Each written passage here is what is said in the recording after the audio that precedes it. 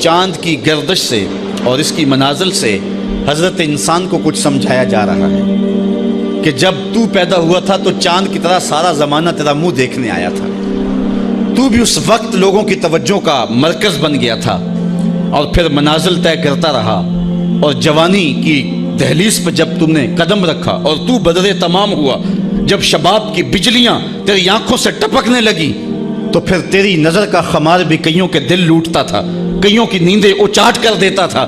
جس طرح چاند جب جوبن پہ ہو تو چکور کا دل لرزتا ہے، اور سمندر میں جوار بھاٹا پیدا ہو جاتا ہے، لہریں اٹھتی ہیں، طوفان پیدا ہوتے ہیں، تو جب بندہ بھی جوانی کی دہلیز پہ ہوتا ہے تو وہ بھی طوفان اٹھاتا ہے، دلوں میں جوار بھاٹے پیدا ہوتے ہیں۔ تو وہ لمحے بھی آئے کہ تو نے دلوں کی بستیاں اور دلوں کی دنیا پر ہلچل پیدا کر کے رکھ دی۔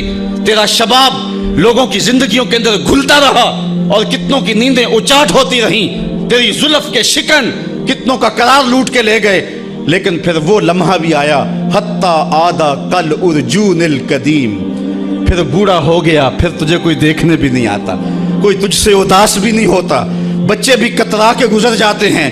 کہا انسان ذرا چاند کی منزلوں کو دیکھ، یہی چاند کتنا پیارا تھا، اور آج اسی چاند کو کوئی دیکھتا بھی نہیں ہے۔ بچہ جب پیدا ہوتا ہے تو اس کی مسکراہٹ دل کھینچتی ہے، اور جب بوڑھا مسکراتا ہے تو اس وقت جو ہے لوگوں کی توجہ نہیں ہوتی۔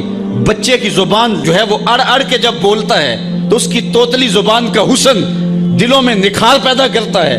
ماں بھی بلہاری جاتی ہے، باپ بھی صدقے جاتا ہے، بہنیں بھی جو ہے وہ قربان جاتی ہیں۔ تو بچے کا ٹوٹا لہجہ اور توتلی زبان خوشیوں کی ایک لہر ہوتی ہے، لیکن جب بڑھاپے میں فالج کی وجہ سے زبان میں لکنت آ جائے، اب توتلا پن پیدا ہو جائے، اب زبان اٹکنے لگے، تو بچے بھی مذاق اڑاتے ہیں۔ ایک لمحہ وہ تھا کہ زبان توتلی تھی تو حسن تھا، آج لمحہ وہ گیا کہ حتی آدھا کل ارجون القدیم، کھجور کی ٹہنی سے جب پھل توڑ لیا جائے، اب اس ٹہنی کو کون پوچھتا ہے؟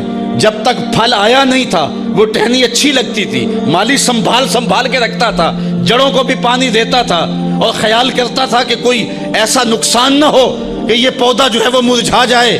پھر جوبن پہ آیا، اور جب کھجوریں لگیں تو اس نے پھر رسیاں بھی باندھی اور کھجوروں کو سنبھالنے کے لیے سب کچھ کیا۔ پھر جس دن اس نے اس ڈال سے پھل کاٹ لیا، اب وہ کھجور اجڑ گئی، اب اس کی وہ ٹہنی بے توقیر ہو گئی۔ انسان کی زندگی کا جب شباب لٹ جاتا ہے اور بڑھاپے میں جب وہ کسی قابل نہیں رہ جاتا، تو پھر اس کی بھی یہ مثال ہے، حتی آدھا کل ارجون القدیم، جیسے کھجور کی پرانی ڈال ہو۔ اپنی نظر اور شرمگاہ کی حفاظت کریں۔ اس دور کا سب سے بڑا فتنہ یہ ہے کہ نگاہیں پاک نہیں رہی، نگاہیں غلیظ اور گندی ہو گئی، شرمگاہوں میں وہ تقدس نہیں رہا۔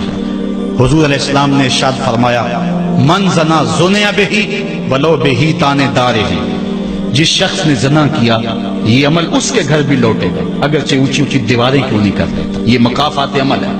گندم از گندم بروید جو از مکافات عمل غافل مشو، گندم بو گے تو گندم کاٹو گے، جو بو گے تو جو کاٹو گے۔ نظر کو تقدس دو، نظر کو پاکیزگی دو۔ حضرت لقمان حکیم کہتے ہیں کہ میں کئی نبیوں سے ملا ہوں، کئی نبیوں سے ملاقات کی ہے، اور میں ان سے 2-2 4-4 باتیں جمع کی ہیں، اور ان ساری باتوں کو میں نے جمع کر کے 100 باتیں جمع کی ہیں، اور ان کا پھر میں نے خلاصہ تیار کیا ہے۔ ان میں 8 باتیں الگ کی ہیں، ان 8 باتوں میں ایک بات یہ ہے، جب کسی کے گھر جاؤ تو نظر کو حفاظت میں رکھو۔ جس شخص کے مہمان بنو، جس کے گھر جاؤ، تمہاری نظر نہ بھٹکنے پائے۔ نظر اگر غیر محرم کو شہوت سے دیکھتی ہے، حدیث میں آتا ہے کل قیامت کے دن جہنم کی آگ سے بھر دی جائے گی، وہ سخت رسوا ہوگا۔ آج میڈیا کی آوارگی اور انٹرنیٹ پہ جو کچھ ہو رہا ہے، ٹیلی ویژن اور سینما جو بدتمیزی پھیلا رہے ہیں، اور موبائل پیکج جس طرح بے حیائی کو فروغ ہو رہا ہے، ہم اس کے خلاف پوری قوت کے ساتھ بند باندھیں۔ اپنی اولادوں کے ہاتھوں سے ناول چھین لو، ان کے ہاتھوں سے جو ہے وہ فلمیں چھین لو، ان کی خلوتوں پہ نظر رکھو اور ان کی حفاظت کرو۔ جس شخص کی نظر پاک نہیں ہے اس کے من میں طہارت نہیں آ سکتی ہے، دل پاک نہیں ہے اس کو جو ہے وہ باطن کا نور نصیب نہیں ہو سکتا۔ وائے قوم کشتائے تدبیر غیر، کارے تخریب خود تعمیر غیر، از حیا بیگانہ پیرانے کہن، नौजवाना चू जना मशगूल तन। कितनी हिकमत वाली बात कही इकबाल ने। वो अपने दौर का दुखड़ा सुनाता है, जिस दौर से हम गुजर रहे हैं अब तो अजीब हाल हो गए। इकबाल कहता है ये जो मेरा दौर है, जवान तो जवान रहे, बूढ़ों की नजरों में हया नहीं रहा। आज हया बेगाना पीराने कहूं। बूढ़े लोगों की आंखों में भी इकबाल कहता है हया नहीं रहा। नौजवाना चू जना मशगूल तन, और नौजवान औरतों की तरह अपने तन के साथ लगे हुए हैं, अपने तन को संवारने में हर वक्त कंगी पट्टी में लगे हुए हैं। ये मर्दों का काम नहीं होता, ये दलेरों और बहादुरों का काम नहीं होता, ये औरतों के वजीफे हैं। दर्द दिले शां आरज़ूहा बेसबात मुर्दा ज़ाइम आज बतूने उम्महात। इनके दिलों में आरज़ुएं कोई और ही हैं और माओं के पेटों से मुर्दा जन्म ले रहे हैं। दुख तराने ऊ बजुल्फ़े खुद असीर, शोख चश्मों खुद नमाओ खुद दगीर। और कौम की बेटियां अपनी जुल्फ की खुद कैदी हो चुकी हैं और हर वक्त जो है वो अपने आप को आईने में देखती रहती हैं। साख्ता परदाख्ता दिल बाख्ता, अबरुआ मिसले दो तेगे आख्ता। वो जो घर की रौनक थी, जो आबरू और हया का दूसरा नाम था, आज वो दिल फेंक किस्म की हो गई है।